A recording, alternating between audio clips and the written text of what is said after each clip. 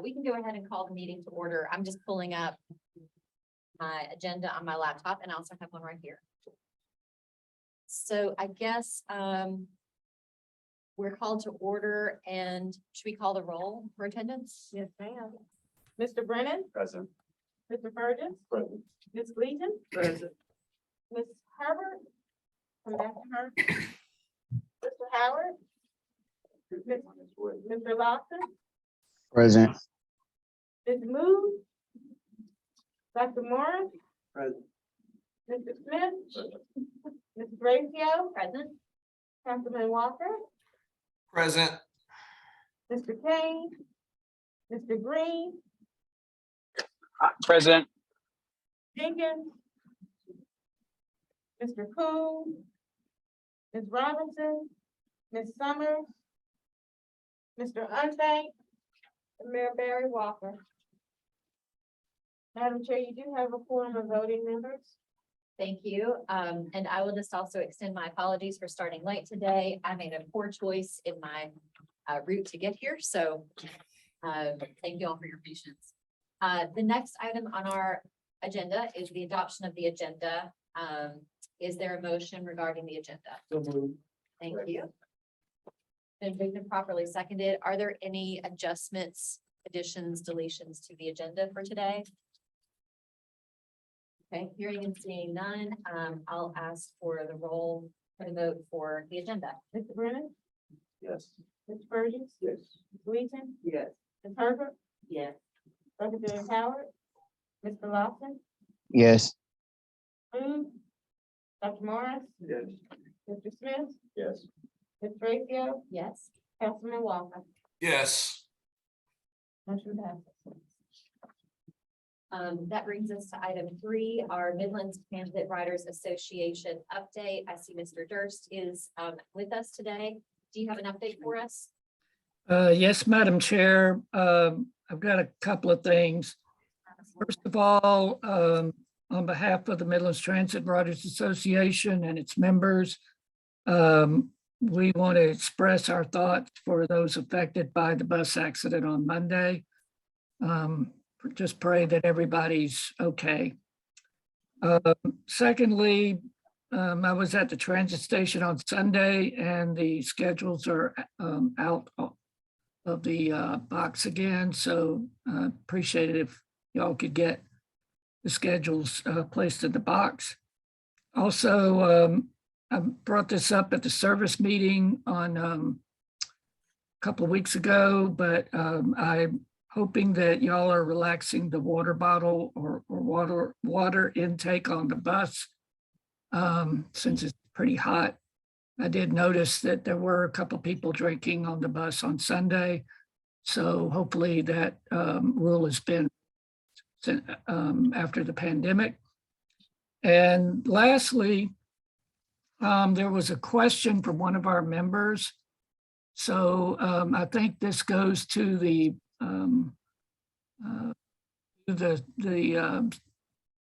shelters and benches.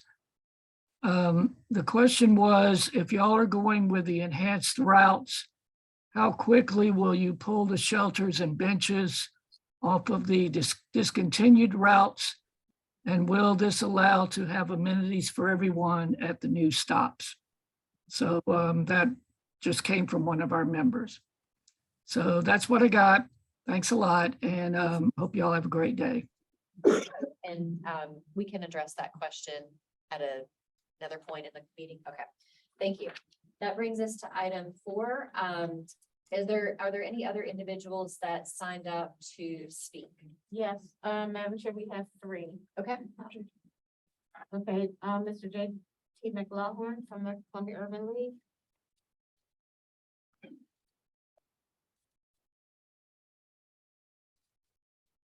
Here. Yes, yes, sir. please. Good afternoon, everyone. Yeah, I'm very delighted to be here, and I'm very appreciative of what the county has done. And this is really fantastic, you know. And the reason I say it's fantastic because I started my professional career as an urban planner in Charlotte, North Carolina. And one of my responsibilities was transportation planning. And so one of the things that I always realized that transportation is a heartbeat of a community.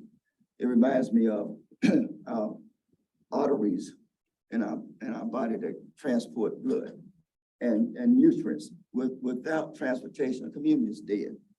I had an opportunity to serve on the first committee to try to come up with a solution to address issues of transportation after the money from the power company ran out and we were trying to find an alternative. So we worked several years there with Sonny White, Carolina Whiston, and Pat Noble and others. That was the first committee. And then we were unable to get the county to pass for a referendum, passed and lost by 1 vote. So it came back again. And one of the things that we found out about transportation is that a lot of people really want to know what's in it for us. And so our challenge was, as we went around and tried to get people to support a referendum, is what do you want? We want parks, we want roadways, we want this, we want that. And I think that the community did an excellent job in balancing the desires and wishes of other people to come up with this comment. I mean, this comment is transformational. I just want to give just a brief testimony. At the Urban League, we serve so many underserved and disadvantaged children and adults, particularly during the summer. So we started a project called Operation Safe Haven, really to try to bring children together in safe spaces with caring adults. And so what our target area was down Bluff and Sharp Road area. And we were able to get the University of South Carolina Athletic Department. And they had a athletic youth leadership program, but we would have been unable to implement that program if it had not been for the comment. We were picking children up, Bluff Road goes a long way and Sharp Road. And so we had to go down and bring them in and everything else. But I just want to express our appreciation to the comment. I want to express my appreciation to the commissioners, the directors, the board members, the staff, and others, because you have really exceeded our expectations for a transportation system that responds to the total community. And you've done that very well. So thank you very much. I want to just give a shout out to Derek Huggins, who I've known for years. He has a tremendous background in transportation at the University of South Carolina, and just really a wonderful person. I call him a servant leader. So you're all in good hands also. So thank you very much for the opportunity to make some observations and to thank you all for what you've done. Thank you. Thank you so much. Yes. Let me thank you, sir, for those generous comments. We are gonna need your help again. You know, you worked very diligently with the penny tax, and we've spent over half of that $300 million. Now we're going down, we're gonna need your help to help us find ways to keep funding the transportation. So thank you, sir, for those generous comments. And thank you for giving me an opportunity to work again. Certainly. Next, I would like to call Ms. Jamila Sterling.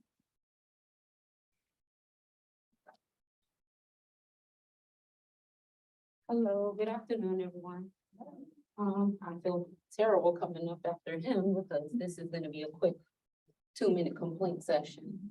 But really quick, the comment, I would just like them to do a little bit better with you guys as securities and training your drivers and, I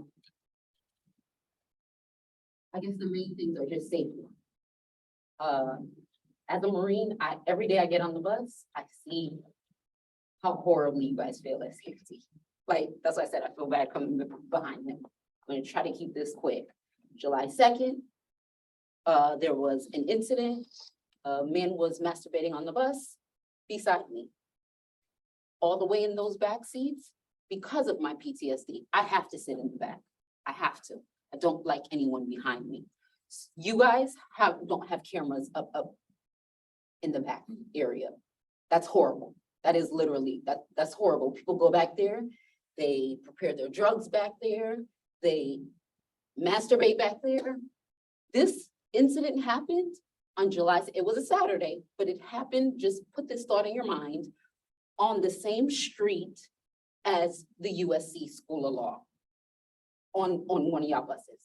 So when these kids come back to school next week or the week after, and then, because I wanted to come here and address it now first, before putting you guys on blast and contacting the parents associations for like Benedict, and when these lawyers and doctors and senators and they bring their kids to school, they bring their kids to school to teach their kids. When you see a pervert, mace them, spray them, pepper spray them. That wouldn't have been a good incident that day. That gentleman was clearly homeless. Now, as a Marine, I could have OC sprayed him and I could have dealt with the consequences if he would have pulled out a weapon. But a cute little blonde from USC or Deja from Benedict wouldn't have been able to deal with that if something would have happened. Even now, as I'm recalling it, you can hear the traumatizing. They can't deal with that.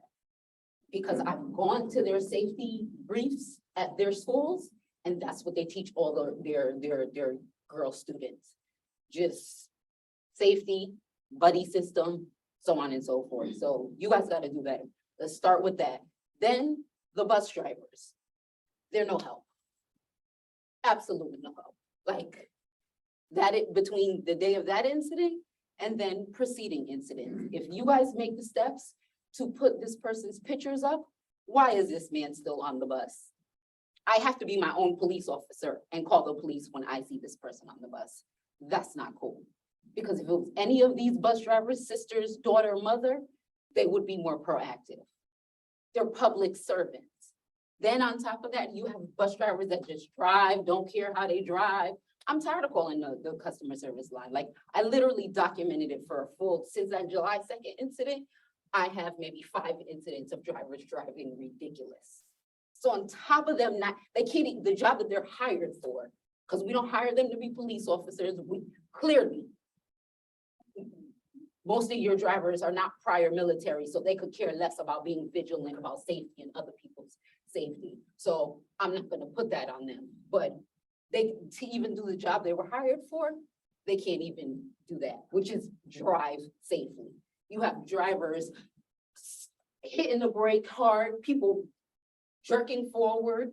You have some drivers who have an authority trip, not letting people on, and as he just said, in the heat, not letting people on the bus while we stand outside so they can have their cigarette. Cameras, that's it. Thank you. Ma'am, excuse me, my name's Carol Gleason, I ride the bus all the time. Is there Pacific buses that you see there? Cause I've never really experienced any of that. And I'm in and out to my doctor's office all over Columbia, and I look for Pacific things like that because I sit on this board. Now, if you are having all those problems, you document them every day, that's when it's happening? Like Are you do- doing that? I don't document, like if I see someone rolling up I call it a spliff, a joint, I don't know how y'all call it. If I see them, it's usually happening in the backseat. And then I'll go up to the bus driver and I'll be like, hey, this is, the bus driver comes, by the time I go up to the bus driver and the bus driver walks to the back, the person has already put back what they. Okay, what Pacific, my question. So for instance, for example, 801, Okay, 801, okay. that- that bus is good for that one. 801, Okay. because I literally ride almost all the buses, because that's my only mode of transportation. The 801 is good for that. The 101 is good for mess, because they're usually drinking their beer back there. The 101 is good for mess. Can That's we North take this? Main. Could we get, would you be so kind, do you have any documentation like that you could text or email or even have written down? Sure, I was dealing with a woman named Miss Jack, I was about is to this, say, Okay, I've already. I talked to her haven't, okay. About the incident. I've already pulled the camera footage.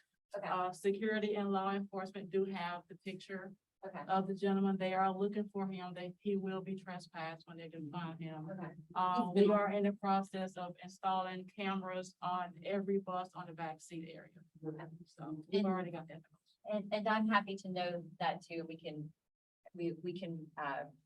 address this with the board too. So thank you. Right, I just came up here to address, that's what I said, I was like, I've been asking last week when one of the drivers threw someone forward, I said, let me, because clearly it's. Thank you. We have one more? Thank you. Okay. Thank you. And let's really try to keep it to 2 minutes. We have Mr. Roscoe Wilson. Okay, Mr. Wilson. Morning. Well, I'm sorry. Good afternoon. My name is Roscoe Wilson, RC Wilson Group. I just wanted to come and follow up, what we talked about last week about alternative fuels or alternative, moving into the future, some of the things that we may be able to look at. We're working closely with Dr. Higgins, Dr. Huggins, I'm sorry, and Dr. Prince with just giving feedback and just little data on what works, what we need to look at, and sort of getting ahead of the curve. Last week, last time I spoke, I had Mr. Hanson with me. He didn't get a chance to speak. He's our chief technician on this, and I want him to come up and present later, give you a few items for our discussion. Thank you. I'm just gonna be Hold on, very is brief this- as well. is this in order? I'm just gonna say. Excuse me, just for a moment. Is this, I feel like this is out of order because Should have been agenda. we did not schedule any kind of presentation. Thank you. Well, this was just, basically a follow-up of a 2-minute presentation of what we were talking about with diversifying the fleet and how we're moving forward. So if we want to agendize it next time, we'll do that. So. Yeah, I mean, I think this kind of goes beyond just regular public input with people signing up to speak. So can we move this, can we get this on an agenda item? So I feel like this is important and it deserves more than a 2-minute, and we've kind of already gone beyond that. So let's make this its own thing, because we're not really prepared to have a presentation at this meeting. Okay, all right. Let's move on to the consent calendar. That's item 5. The items are the approval of the June 22nd board minutes on pages 3 through 8, and the approval of the invoice payment selection listing ending July 31, 2022.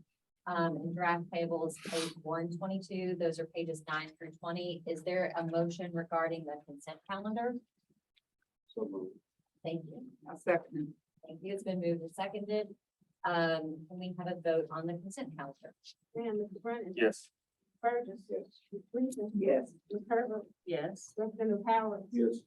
Mr. Lawson. Yes. Cruz. Yes. Dr. Morris. Yes. Mr. Smith. Yes. Ms. Bracia. Yes.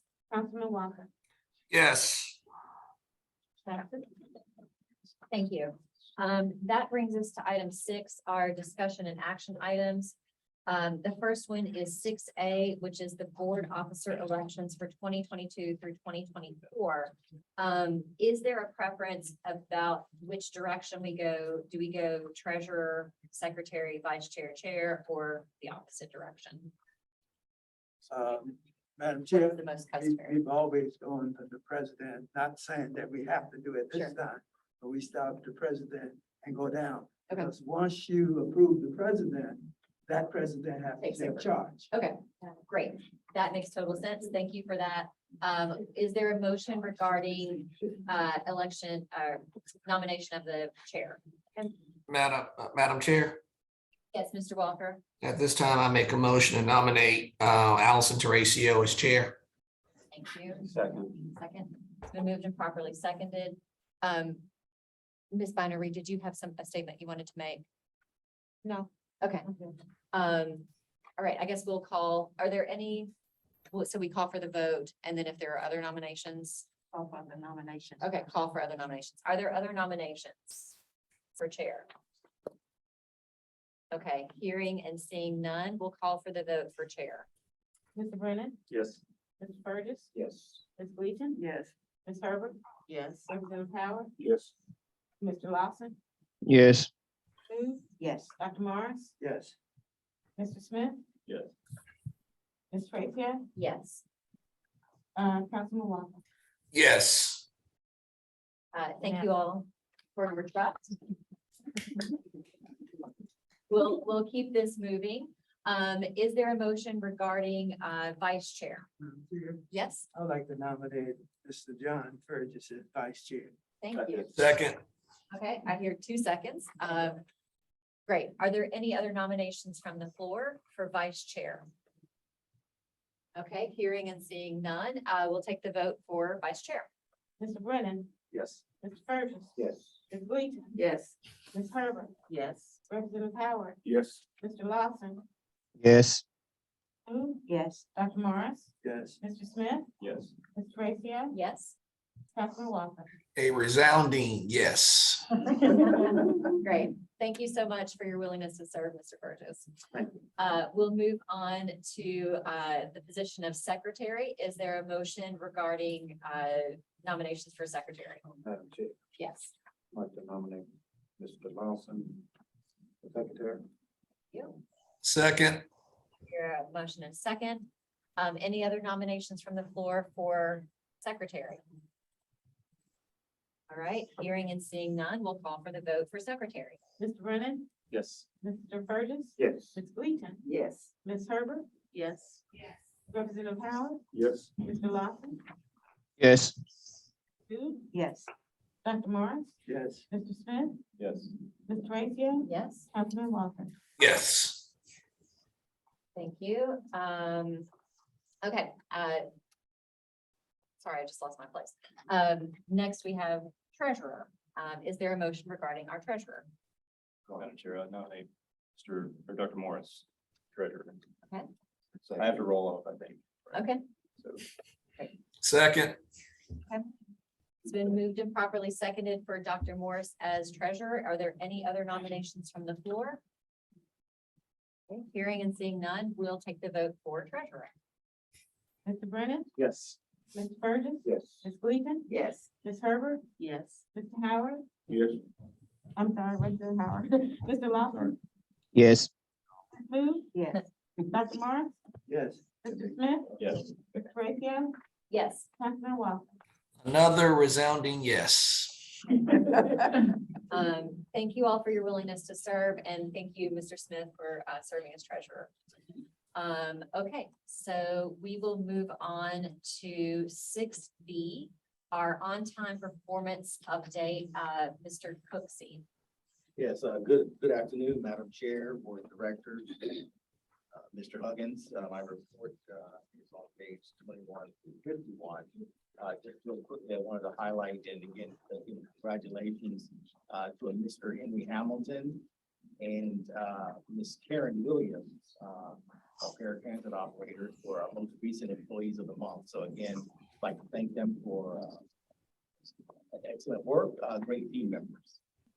In reference to our on-time performance, we currently realize there is more work to be done to move the needle from our low to mid 70s. So our targeted 85%. We identified 4 areas that we're currently working in now as we move into the second phase of this project. We currently finished the month at 70.04% for the month of June, which is a 9% increase over May. And that concludes my report. Thank you. That'll move us to item 6C, our Lucius and River update. Mr. Huggins, do you want to start that? or- Yes. Okay. Mr. Harris, I just informed that his wife was going into induced labor, so Okay. I'm gonna ask Ms. Ransom to help me with this. So what we have is the super stop and some engineer snacks that we ran across with some quality of dirt not being to fit to build on the site and having to remove some of that dirt. And we're in the process now of finding places to move the dirt, put together appropriations to backfill that dirt. And but everything else is moving right along. You have anything?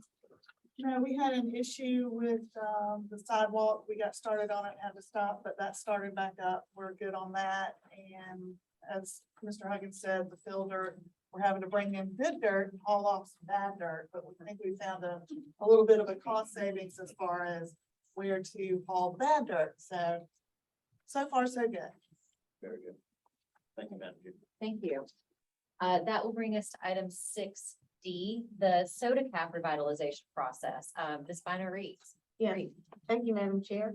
As of now, we do have, the route maps, that was approved, by the service committee, going to smart maps so that we can have those, situated, and then they will be redesigned by Flock and Raleigh to be destination specific. We have met, with Allen University and have confirmed, the special ride with the students and their parents, incoming freshmen and new students for August 12th. We're still having ongoing meetings with the Restaurant and Lodging Association for the special event, which is the progressive dinner or movable feast, however you want to call it. And it's going to be called Restaurant Week Hop with Pop. And we're identifying the restaurants as of now. And we've gotten great response from that. Everybody that hears about it wants to buy a ticket, but you know, we only have 72 tickets available. But that is actually a really good thing. And we continue to get a warm reception from the district. With the new wraps, I remember at one of the board meetings, there was some conversation about if we could have trolleys or some kind of new look to soda cap. We're evaluating and we're looking at making the soda cap more or less cutaways and redesigning the wrap, but we would have to present that to the service committee for their approval to make sure that they're okay with it. And what that also does is it takes some of the larger buses off of the soda cap route, puts, you know, Jackie tells me we're always short on larger buses. So this helps kind of mitigate that. So that's where we are right now. Yes, sir.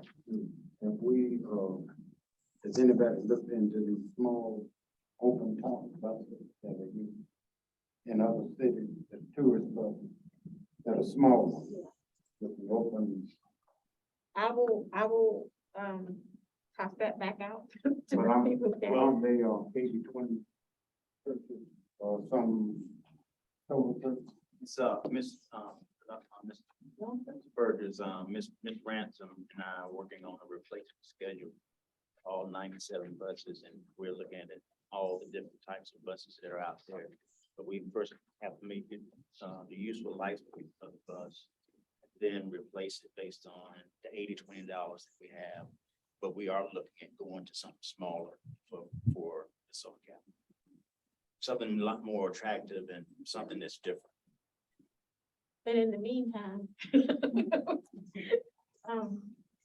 this is, you know, like our something we're doing to help until we get those. Chairman, I have a question. So how many buses are dedicated to the new routes? So with the one that we looked at the most was what used to be called soda cap 1 and 2. And we're now calling that main with the eastbound and westbound, so people can understand it better. With that particular route, 2 are dedicated to it. What's the fare? It's about, No. Will you, can you send out those routes again to board members?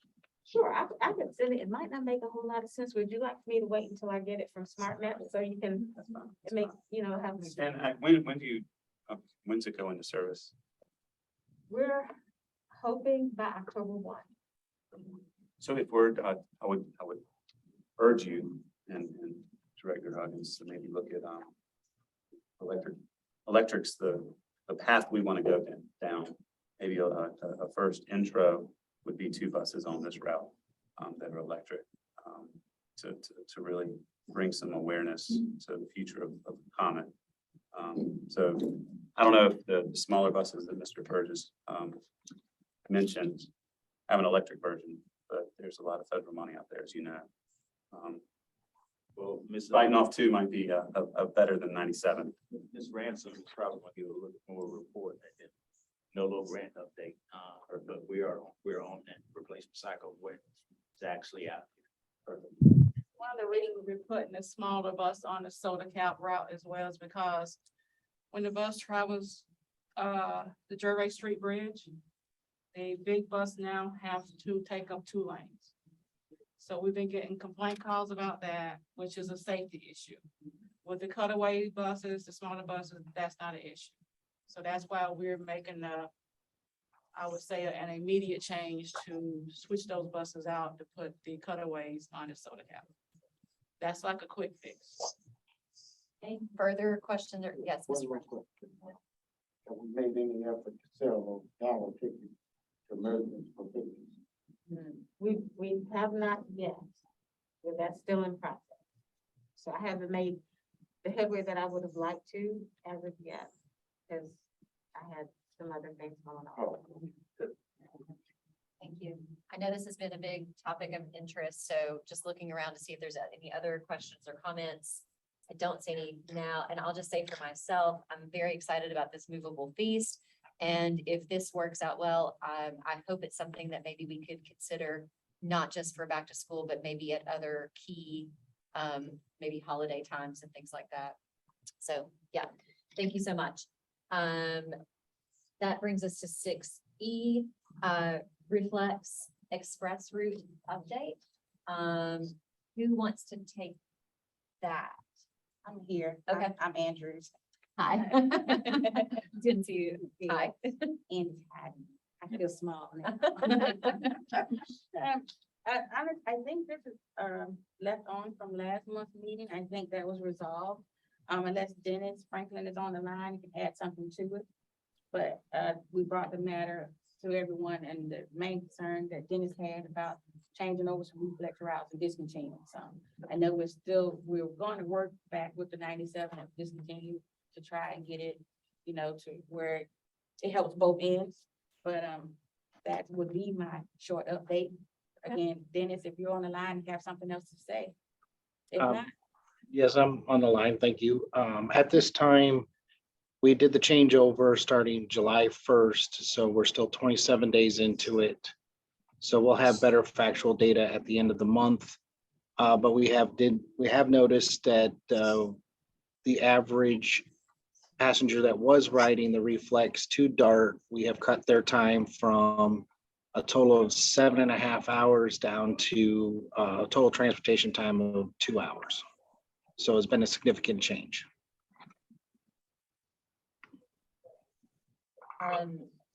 That will bring us to item 6F, our vaccination program update. Ms. Mood.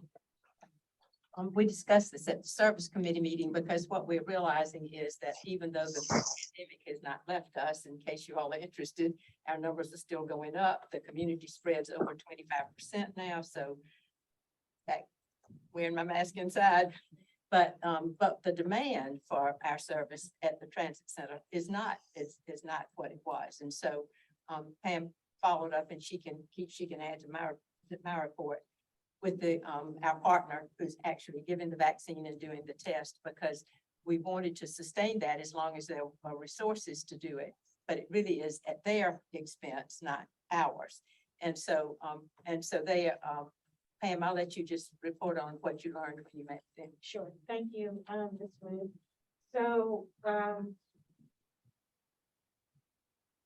the COVID-19 dollars are depleted, pretty much. However, DHEC has allotted some resources to the vendor who is out there in terms of some testing and some things that they need. And they're willing to continue on until those resources run out. They looked at the busiest days, and the busiest days are Mondays and Thursdays. So as of August 1st, testing and vaccines can be received at Comet Central on Mondays and Thursdays, the same hours that it was before. Great. And I guess I have a question about the testing. So that's just like the nasal swab that's done on site and then you just wait for a result there, or how is that? Can you give just a little bit more information about what kinds of tests? Is it rapid testing or? I think it's a rapid test. Okay. It's not the one that you wait a couple minutes, So you get tested, you wait, about 15 minutes. and you get your They give you result. your right form. there. Okay. Great. Ms. Connery, did they give you any estimate of how much longer the operation can go with the funding that they have? We're thinking till the end of the year. Okay. You know, because they're doing a lot more tests than there are vaccines, even though they have, ample vaccine. But they seem to think by doing it those 2 days, they can probably go to the end of the year. And I'll update you if that seems to be different. Thank you. Anything further on this one? That brings us to item 6G, the NOLO grant update. I forgot to say pages earlier, but pages 52 through 60. Ms. Ransom. Yes, the NOLO grant is for no or low emission buses and vehicles and the infrastructure associated with it. Not New Orleans, which I really wish it was, but it's still a fun topic. We had awarded those funds in 2021, and some of you may notice that sometimes it takes a while for the feds to get things chugging. So we have they award us the money, but then we have to tell them exactly what we want to do with the money in an application. So that application is now with FTA, and it's in what they call final concurrence, meaning they quit coming back to me for more information, and it looks like it's a go. Hey, how you doing? So the grant allows us to get 2 battery electric buses and 2 fuel cell buses and the associated infrastructure to power them or fuel them. We have been meeting weekly. We have a weekly phone meeting with all of the stakeholders. When this grant was applied for, all the components were part of it, meaning the construction of the fuel island, the buses, all of that was included. So we don't have to go out for bid for anything. So once we get that approval, we can hit the ground running. If you look at, let's see, I guess the budget part is on page 60. You'll see that about $4.1 million we're going to receive in federal funds, and our local match will be about $813,000. We are counting on the Center for Transportation and the Environment. They are leading this project for us. They are quite familiar with all of these forms of alternative fuels and are very excited to help us out, which we're very excited to have them helping because they are a huge resource to us. The timeline, if you look at the timeline, it seems long. It goes as far as 65 weeks, but keep in mind that it takes about a year for us to get the buses on hand. And then some of those 65 weeks is just gathering the data as the buses are actually out in service. So we're really excited to get both types, the fuel cell and the battery electric, so we can see how both perform in the Columbia area. We have had both before for testing when they were kind of brand new, and we're looking forward to the newer versions in hopes that they do a whole lot better than the original ones did, and I'm sure they will. But that we will use the results of that information when we make recommendations for future vehicle procurements. We have a bus replacement plan, which pretty much just says, okay, these buses were purchased here. They should last until here, 12-year buses or 7-year buses. And that's when we start looking to see where we need to replace, but not necessarily what we want to replace with. So this will be valid, excellent information to use moving forward. Thank you for that. No, quick Yes. question. What was the name of the Center for Transportation and what that you're working with? Center for Transportation and the Environment. They helped us with the application, and they are pretty much managing. Are they a state or a federal, or are they a nonprofit? What are they? They're nonprofit federal. Further? Just a quick Yes. question. Can you say a little bit, this because of my ignorance, a little bit about the two different types, so the battery and the fuel cell. What, just maybe a little bit about how they work, and then what we have noticed already with downsides to each, I guess. Trying to get a sense for what they do and how they. Well, we had the first iteration for the hydrogen fuel cell. And there were a lot of hiccups with that. We were the very first test. It stayed in the parking lot most of the time. But things have grown with leaps and bounds for them. So that one, it's got to be better than it was last time. As far as safety with those vehicles too, there's a lot better. They're built a lot better for safety wise. The battery electric buses, they're gonna be the ones you bring in and you plug them in and they go. We did have those at one time, and we found that the hills in Columbia were a bit much for it at that time. Again, that has changed. I think Greenville, I believe, has some electric buses, and if it can handle Greenville, it can handle Columbia. So what we've had was a long time ago. So it's gonna be great. I'm really excited about it. I can get you more information on it, because we did the pilot at USC with the hydrogen fuel cell, and the fueling station was probably one of the worrisome type stations that were out there. It was just so much safety regulations and all that going. And then, like Michelle said, as far as the friction base on the battery charge, you have a friction base with your brakes that can help with charging, but then at the same time, the batteries were just not, it's holding the life of a route. But now all the technology has really changed. Now, like Councilman Brennan said, I'm very, very interested in electric. Hydrogen, I'm still skeptical of, but electric, yes. Does CTE have a preference? That maybe I wanted a different angle, the cleanliness, the environmental friendliness aspect of it. Does CTE have a recommendation or preference? I think they both have their positives and negatives, but I would love, once we get actually moving on this, I'd love to have CTE come and talk to the board and tell you more about it, if that's okay with you. Madam Chairman, and I think Clemson has a good many electric buses, don't they? They have a lease fleet that they were piloting, but I don't know if they kept them. Well, that'd be good, worth looking into, because they certainly have enough fuels to answer that part of the question.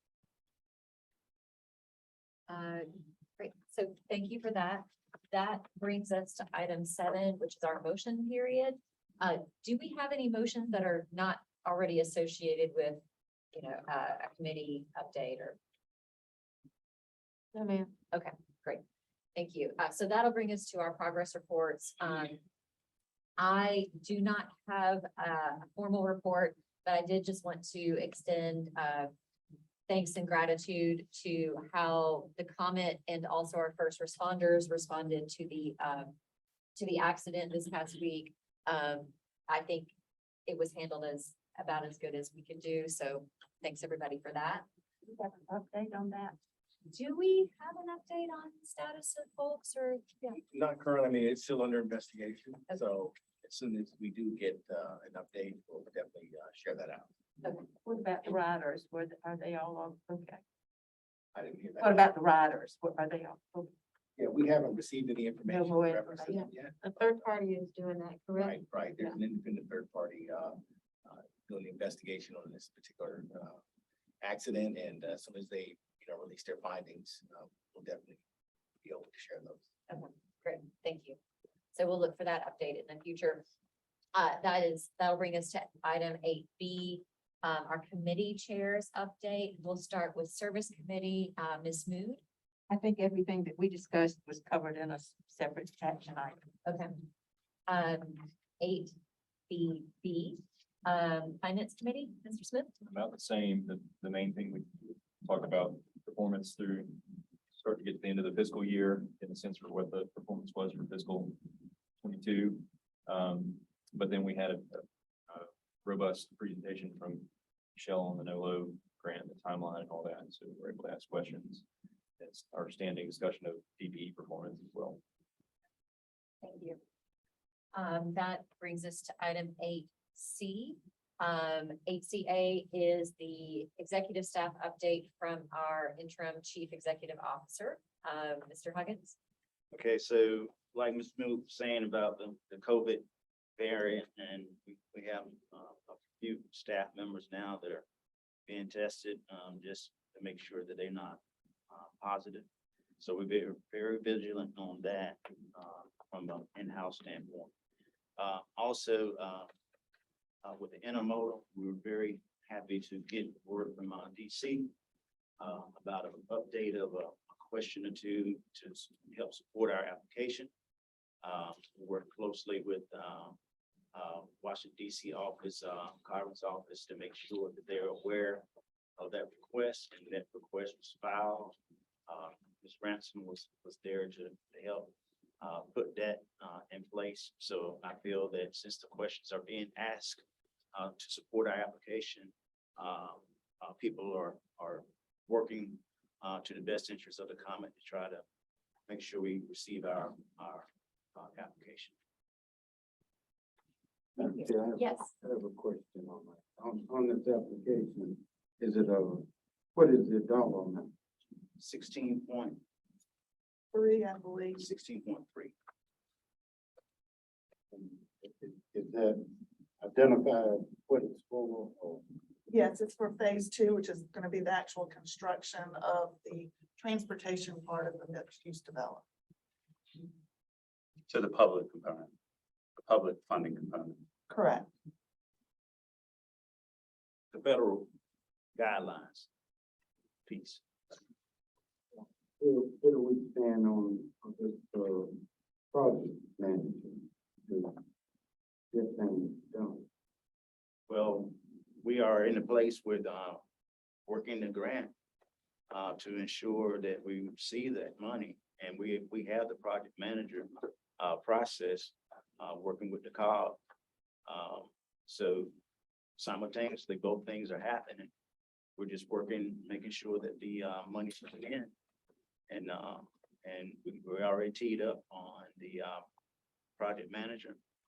That process, and the COG is working with us. Project manager been identified? No, it has not been identified. I can't hire the project manager until we get identification of the How about companies. the real estate broker? What's that? The real estate broker. You know, I keep getting several different answers on. Well, you know, if we have to go into executive session, so I can give you a update on where we are there. So we'll save that for Or I executive. can, or I can sidebar with you after this meeting, whatever you like. Okay. Thank you for that. Anything further? Okay, thank you. Our next executive staff update is our Chief Operating Officer, Mr. Deschamps. I think he's on. He's on. Good afternoon, everyone. You can find my report on page 95, 96. A lot of the items that have been discussed throughout the agenda is listed in my report. Also from there, I would like to congratulate Ms. Jackie Bowers. She celebrated her first anniversary with the comment on July 16th. So congratulations to Ms. Bowers. And based on that and her experience, background, what she's added to the team, and where we want to go forward as an organization, the decision was made to promote Ms. Bowers to Director of Operations. So congratulations to Ms. Bowers on that. And we continue to look for great things from her and her strengthening the team as we meet the challenges that we face in the future. That concludes my report. Thank you and congratulations. That'll bring us to our next update from the Chief Financial Officer, Ms. Andrews. Hello again. I don't have much to add beyond where we are on page 97, but I would like to publicly say thank you all for recognizing, you know, my famous face. Thank you, Pam, for a nice press release, but Thank you all for the nice wishes. That's the end of my report. Okay. That will bring us to, our finance IT staff report, Dr. Prince. And, can I? it's Oh, kind yes. of Where it's having it, that finance IT report still should have fell under me. Oh. This. Oh, okay, yes, Yeah, I was it's like, kind of what is- wrapped around. Yes, so our civil rights officer report, Dr. Prince. Okay, good afternoon. The regulatory compliance and DBE report found on pages 98 through 106. One of the things I want to share with you is some good news. We received our letter from FTA regarding our triennial review. And they informed us that all findings were satisfactorily responded to, and that they are closing out our final review. So we're very happy to hear that good news. I just want to thank everyone for the support we received in terms of submitting their responses, and also to my coworkers who helped develop the responses, and also RATP Dale who assisted us. So we're very thankful for that. So FTA normally does a trial review every 3 years, so we should be hearing from them 2 years from now. Thank you. And also I want to share, for DBE tracking standpoint, we are at, based on our overall DBE goal of 25%, we're at 22.5% as of May. And when it comes to RATP data, when it comes to their cumulative goal as of May, is at 22 point, I'm sorry, the overall agency goal is 25.4%, and RATP data cumulative goal is 22.5%. And we always include in the report information just where we are on a fiscal year basis. So we use that just for monitoring purposes. And I do have one action item, and the last one is on pages 98 through 100. And you may remember I have talked in the past about our DBE federal goal will expire on September 30th. So we have until August 1st to submit our new goal for the next 3 years. And currently our goal is 5.7%. And based on the calculation and everything, I'm recommending 5.9%, which is a slight increase. And this goal is based on what FTA gives the guidelines. It's a 2-step process, and they tell us how to calculate the goal. And it's based on the funds that we will have the next fiscal year. And of course, we have applied for some funds, but we don't have those yet, so I can't include those in the calculation. And there's a table in the document that I sent you, and it shows about 2.7%. $2.7 million. So the goal is based on this amount. There are about 6 projects. And as we receive additional grant monies, we can go back in and recalculate the goal. But based on what FTA is looking for now, we have to show the data that matches the calculations. That's what they look at. And also some other areas that that we have to include when we do our goal methodology. We have to talk about our DBE participation meeting. And we did have that meeting on June 16th. And we received a lot of good feedback, but there wasn't anything there that was presented that would change the calculation of the goal. And also we have to talk about raising neutral measures, and that's based just DBEs are receiving contracts, even though there's not a goal on the particular contract. They just want us to address that and how we're going to continue to address those measures. And basically what we're saying is that we will continue to share information as there are projects, they are available federal projects. We will notify DBEs and others to make sure the information gets out. And also the last thing is on small business element. We have to address basically for those firms that are small but are not DBEs, how do we address or how do we communicate with them? And we're saying that we will continue to get information out if we have projects available. But overall, I'm requesting the board approve that we submit our FTA DBE goal methodology. And once again, this is just based on the federal funds for the next 3 years to meet our deadline August 1st. Madam Chair, Yes. I make a motion that we set our new 3-year goal for DBE at 5.9%. Thank you. There's a motion. Is there a second? Thank you. It's been moved and properly seconded. Any discussion from the board on this item? Right, hearing and seeing none, we'll call for the vote. Mr. Brennan? Yes. Mr. Burgess? Ms. Wheaton? Yes. Ms. Herbert? Yes. Representative Howard? Yes. Mr. Lawson? yes, Booth? Yes.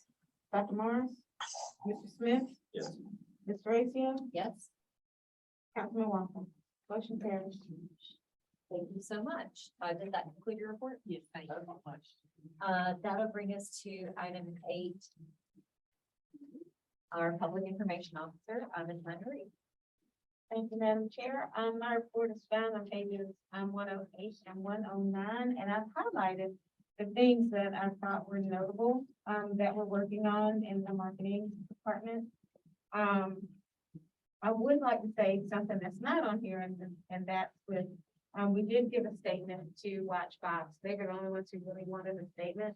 So we did basically give a general statement saying that, we were diligently investigating the incident which happened with the bus.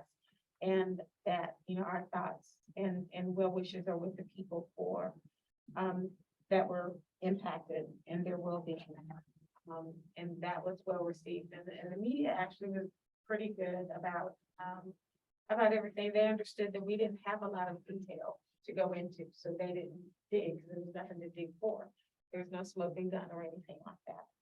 So that concludes my report. Okay, thank you so much, and thank you for how that has been handled.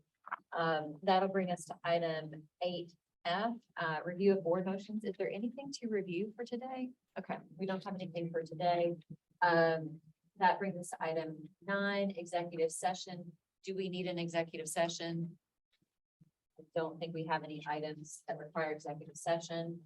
And that will bring us to item 10, adjournment.